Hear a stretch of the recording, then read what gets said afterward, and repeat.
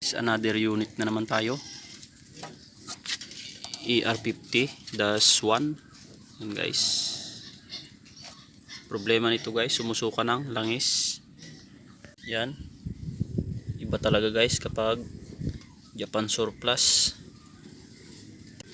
Matagal na tong makina na to guys, pero wala pa rin tama yung kanyang liner. Yan guys, ang bumigay lang talaga sa kanya ay yan, piston ring.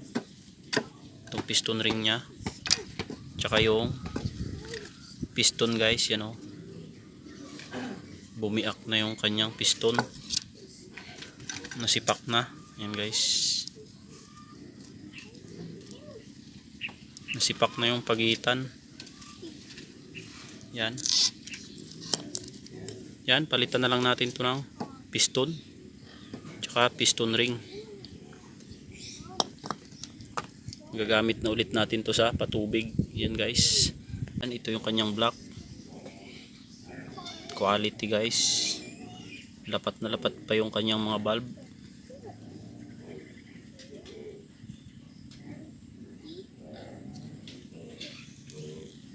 Yan guys, ER50, sumusuka ng langis sa tambutso. Another unit, ER50 pa rin.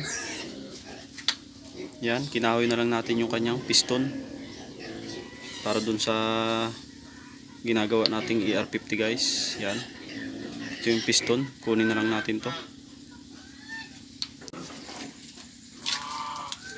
Nabasag na yung cover dito sa ilalim, bumitaw yung gear nya, kaya hindi na natin to magawa kasi wala siyang available na side cover guys. Hindi natin siya mahanapan ng side cover. Yan,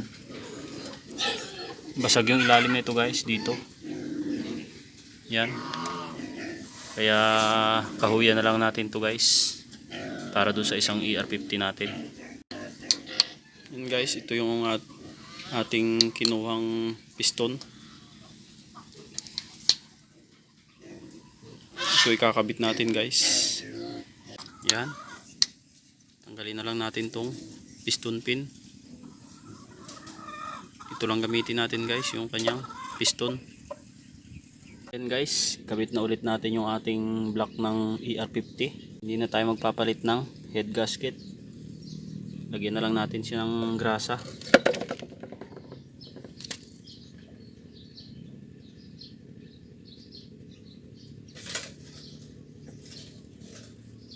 Mas okay guys kung may gasket. Ang ating gagawing pandikit.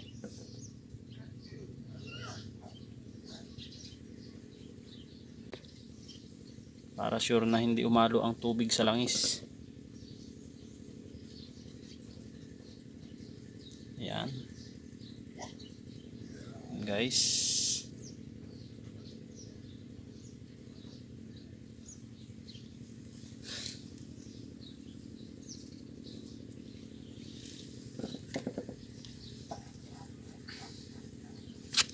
pwede na nating kabit.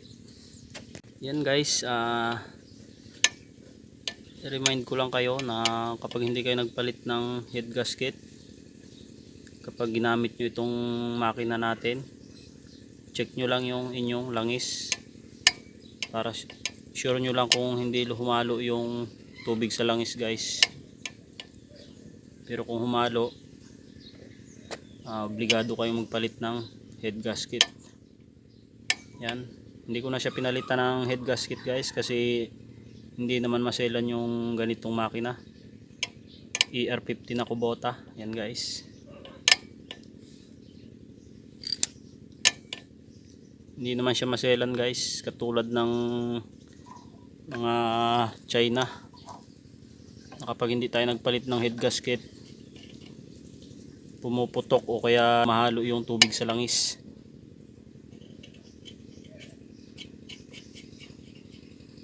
Yan, pipitin lang natin ng maayos tong nut.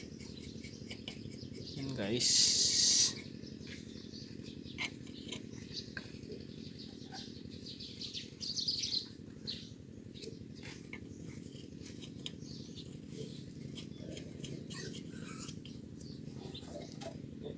higpitin lang natin ng mabuti tong apat na nut. Ayan guys, okay na. Ikabit ko na yung cylinder head ng ating ER50. Na-tune up ko na rin siya guys. Yan. Suwabing suwabe na yung kanyang clearance. Kabit na lang natin tong bonnet cap. Tsaka panda rin natin. Yan guys, testing natin yung ating ginawang ER50. Yan. Panda rin natin. Lagyan na lang muna natin ng tubig.